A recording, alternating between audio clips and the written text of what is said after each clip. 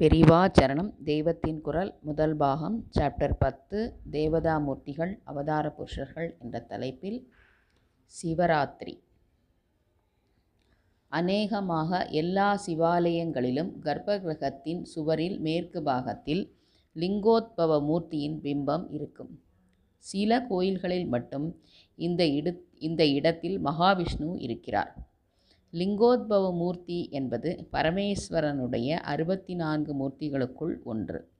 ரிஷபாரூடர், அர்த்தநாரீஸ்வரர், ஹரிஹரர், நடராஜர், காமாரி, பைரவர், தட்சிணாமூர்த்தி, சோமாஸ்கந்தர், பிக்ஷாடனர், ஊர்த்தவ தாண்டவர், ஜலந்தராசுர சம்ஹாரர், காலசம்ஹாரர், இப்படி 64 மூர்த்திகள் பரமசிவனுக்கு உண்டு. அவைகளுக்குள் ஒன்று லிங்கோத்பவ மூர்த்தி. அந்த மூர்த்தி தான் சிவாலயத்தில் உள்ள லிங்கத்துக்கு பின்புறம் காணப்படுவது. அதில் லிங்கத்துக்குள் ஒரு திவ்ய மூர்த்தி இருக்கும். அதன் ஜடாமகுடன் லிங்க வட்டத்துக்குள் முடியாமலே இருக்கும். அதன் பாதமும் லிங்கத்தின் அடியில் முறிகிற வரைக்கும் தெரியாது. இந்த மூர்த்திக்கு கீழே ஒரு வராகமூர்த்தி இருக்கும். மேலே ஹம்ச ரூபத்தில் ஒரு மூர்த்தி இருக்கும். இந்த லிங்கோத்பவர் யார்? ஸ்ரீ ருத்ராபிஷேகம் பண்ணுவதற்கு முன்பு ஒரு ஸ்லோகம் சொல்லிவிட்டு அப்புறம்தான் அபிஷேகம் பண்ணுவது வழக்கம். அந்த ஸ்லோகம் இப்போது பார்க்கலாம். ஆபதால நப ஸ்தலானந்த புவன பிரம்மாண்டமா விஸ்புரத் ஜோதி ஸ்பாடிகலிங்க மௌலி விலசத் பூர்ணேந்து வாந்தாமிருதை அஸ்தோகாப்லுதம் ஏகம் அசம் அனிசம் ருத்ரானுவாகான் ஜபன் தியாயேத் ஈப்சித சித்தையே திருதபதம் விப்ரோ பிஷிஞ்சேத் சிவம். இந்த ஸ்லோகத்தில் என்ன தெரியுமா சொல்லியிருக்கிறது? பாதாளம் முதல் ஆகாச பரியந்தம் எல்லையில்லாத ஜோதி சுரூபமாக பிரகாசிக்கின்ற ஸ்படிகலிங்கத்துக்கு அபிஷேகம் பண்ண வேண்டும் என்று சொல்லியிருக்கிறது. ஸ்படிகலிங்கத்துக்கு ஒரு வர்ணமும் சொல்ல முடியாது. எந்த வஸ்துவை அதில் வைக்கிறோமோ அதனுடைய வர்ணத்தை அது பிரதிபலிக்கும். குணதோஷம் இல்லாதது அது. ஞானம் எப்படி பரிசுத்தமாக இருக்கிறதோ அப்படி அந்த ஸ்படிகலிங்கம் இருக்கிறது. அதன்பின் பச்சை வில்வத்தை வைத்தால் லிங்கமே பச்சையாக தோன்றும்.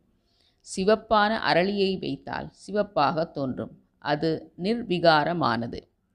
பரபிரம்ம ஸ்வரூபம் நிர்விகாரமாக இருந்தாலும் நம்முடைய மனோபாவத்தை எப்படி வைக்கிறோமோ அப்படி தோன்றும் என்பதற்கு திருஷ்டாந்தமாக இந்த ஸ்படிகலிங்கம் இருக்கிறது.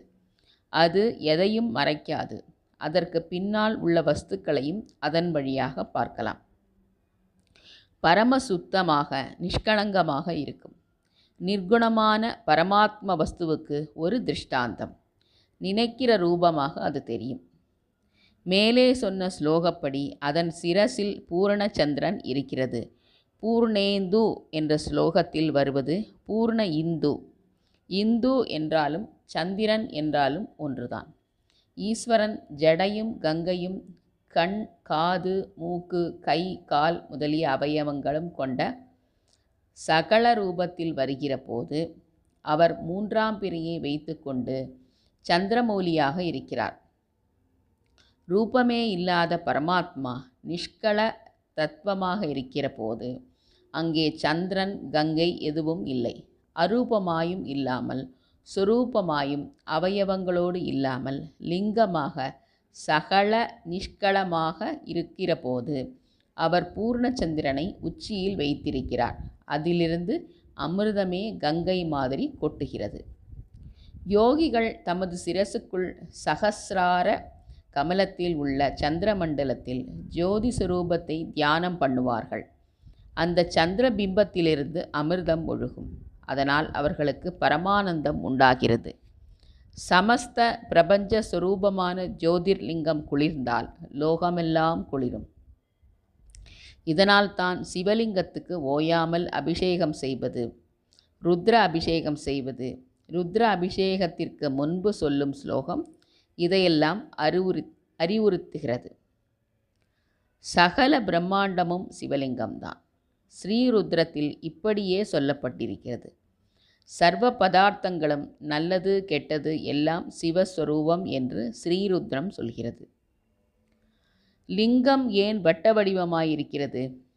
வட்டமான சுரூபத்துக்குத்தான் அடிமுடி இல்லை, ஆதி இல்லை, அந்தமும் இல்லை. மற்றவைகளுக்கு உண்டு. முக்கோணத்துக்கு, சதுரத்துக்கு உண்டு. ஆத்யந்தம் இல்லாத வஸ்து சிவம் என்பதை லிங்காகாரம் காட்டுகிறது. சரியான வட்டமாக இல்லாமல் லிங்கம் நீளவட்டமாக இருக்கிறது.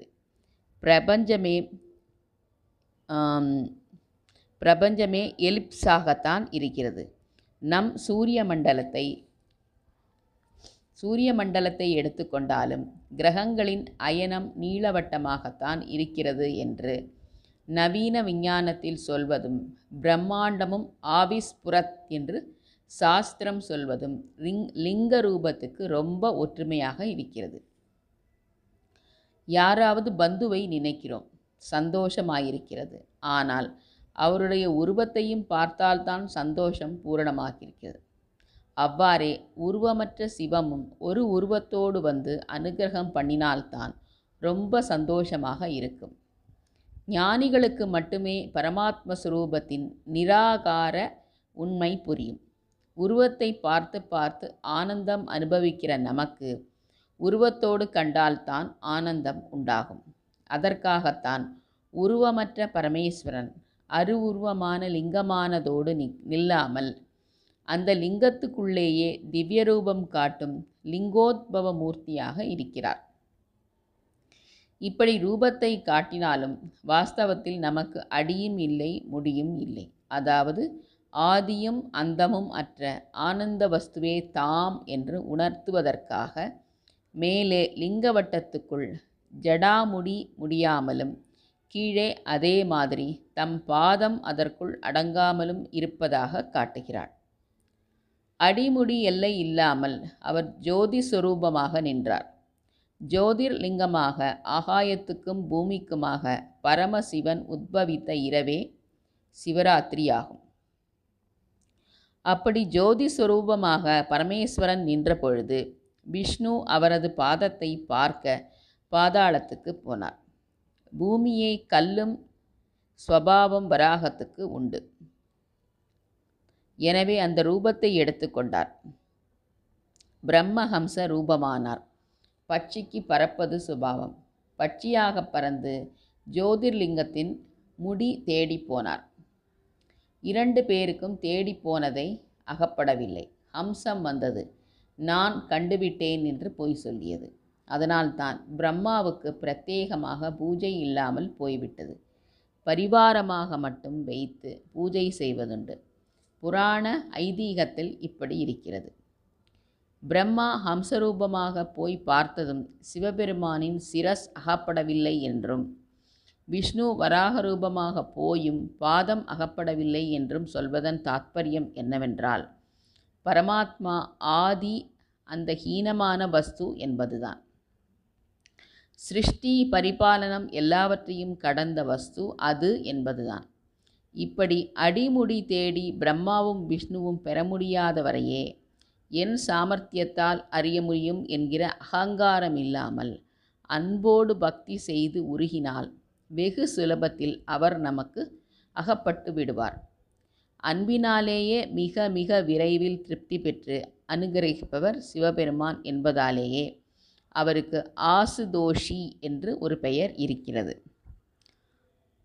ஆசுடோஷ் முகர்ஜி என்று ஒரு சீர்திருத்த முக்கியஸ்தரை சொல்வார்கள். ஆசுதோஷிதான் ஆஷ்டோஷ் என்றாயிற்று. ஆசு கவி என்றால் கேட்டவுடனேயே கவி பாடுகிறவர் அல்லவா? இப்படியே ஸ்மரித்த மாத்திரத்தில் சந்தோஷித்து அனுகிரகம் பண்ணுகிற வள்ளல்தான் ஆசுதோஷி. சகல பிரபஞ்சமும் அடங்கி இருக்கிற லிங்கரூபமானது ஆவிர்பவித்த சிவராத்திரி மகா சதுர்த்தசி இரவில் அவரை அப்படியே ஸ்மரித்து அவருக்குள் நாம் அடங்கி இருக்க வேண்டும். அதைவிட ஆனந்தம் வேறு எதுவும் இல்லை. பெரியவா சரணம்.